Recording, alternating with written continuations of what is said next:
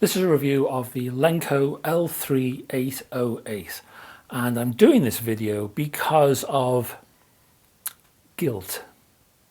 I feel a bit guilty. That's why I'm doing this video. What an excuse to do a video review, eh? But yeah, that's the truth. Going back, before I relaunched this YouTube channel to what it is today in all its splendor, before I did that, I made a few little experiments on YouTube. The odd little video here and there. They were horrendous. It was terrible. I made lots of mistakes. I learned lots of lessons, which was great and positive, but it wasn't wonderful, shall we say. Now, while I was doing these experiments, there was one particular video out of all of these little disasters that was comparatively popular and proved useful to certain people out there.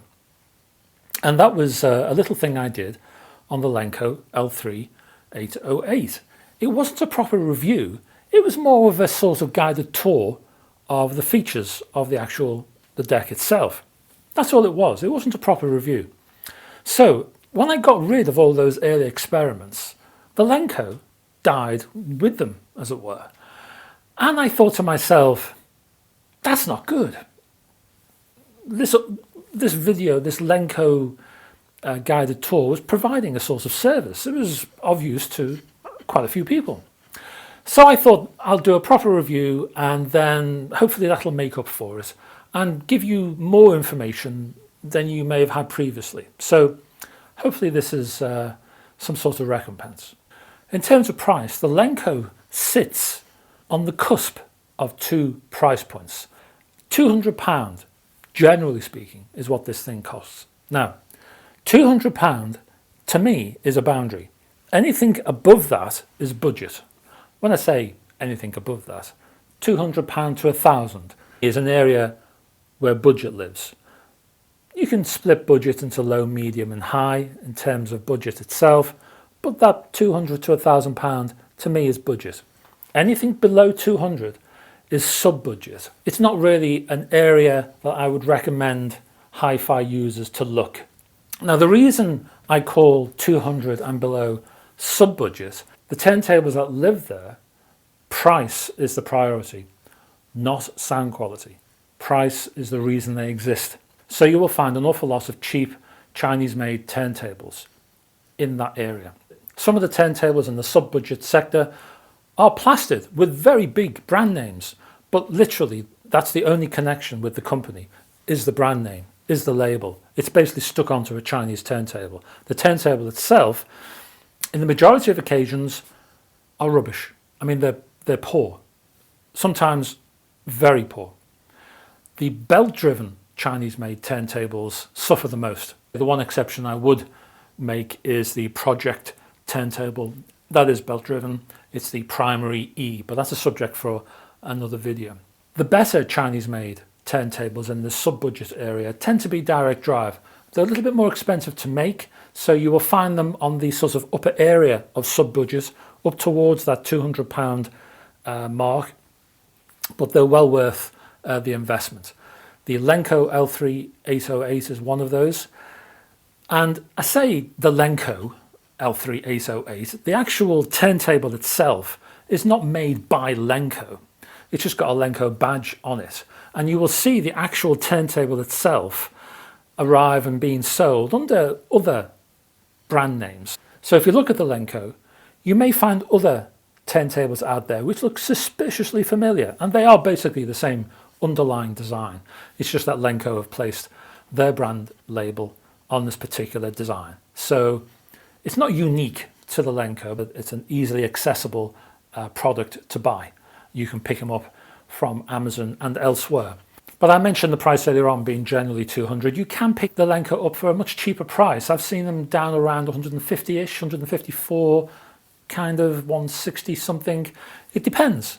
But if you hunt around, you will find the Lenco at a much cheaper price. So what is the Lenco L-3808? Well, it's a Technics 1200 ripoff, basically, in the nicest possible way. But it has that sort of DJ furniture all over the top. It has that sort of Technics cool thing going on. And if you are really strapped for cash and you want to do a bit of DJ work, then the Lenco would suffice. This is a super budget DJ deck. You get the S-shaped arm, which has the removable head shell. Hanging off the end of that is a cheap Audio-Technica stylus, the 3600 model with a conical stylus tip. And there's a point I want to make quickly about the cartridge. Lenco wants you to use the cartridge at a tracking force around 3.25 grams, which is a bit heavy as far as I'm concerned. It gives you great bass, but there's too much of it. Mid-range becomes a little bit bright. I would advise backing off. I would advise going towards 2 grams. Actually, I would set this by ear. I would start at 2 grams and just increase 2.1, 2.2, 2.3 and have a listen each time. You'll hit a sweet spot where you'll find detail, bass and everything else sort of balancing out. But 3.25 is a bit strong, so I would ignore the instructions on this one particular point and just back off a little bit. Sound quality will improve if you do this. This is a manual turntable, comes with a dust cover. It has a built-in phono amp at the rear, which is okay, it's fine. As with most phono amps, especially in this particular cheap class, it's okay. It's not exactly detailed, the clarity is not wonderful. But if you're strapped for cash, if your budget is very low, and if you're buying a sub-budget turntable, it will be, I'd imagine, then it's okay for starters. It's fine for now. If you can upgrade to say a project moving magnet phono amp, which you can pick up off Amazon for around £50 or so, sound quality will improve. And you are allowed to turn off the built-in phono amp and use an external model when you're able to buy one, when you can afford one. You'll also find a USB port at the rear, so you are able to rip sound from the vinyl and save that as a digital file as well, which is quite useful in terms of lifestyle use. And you are given a free copy of Audacity software to enable you to save those digital files. In use, there was one little quirk, and that was the speed stability. It wasn't really there. So I was actually very, very happy to get a little bit of the DJ furniture at this particular moment, because I noticed the speed was just a tad slow. So I used the pitch adjustment just to increase the speed of the platter, which enabled me to increase speed a little bit just to hit the correct rotation. So that was quite useful to have the pitch adjustment in this particular case. Now, normally with a cheap sub-budget Chinese-made turntable, the sound can be faltering at best. So you get like a very flat sound stage. The stereo image will wander all over the place. The mid-range will smear. The bass will bloom all over the place. There'll be no focus. It'll be a bit of a mess, shall we say.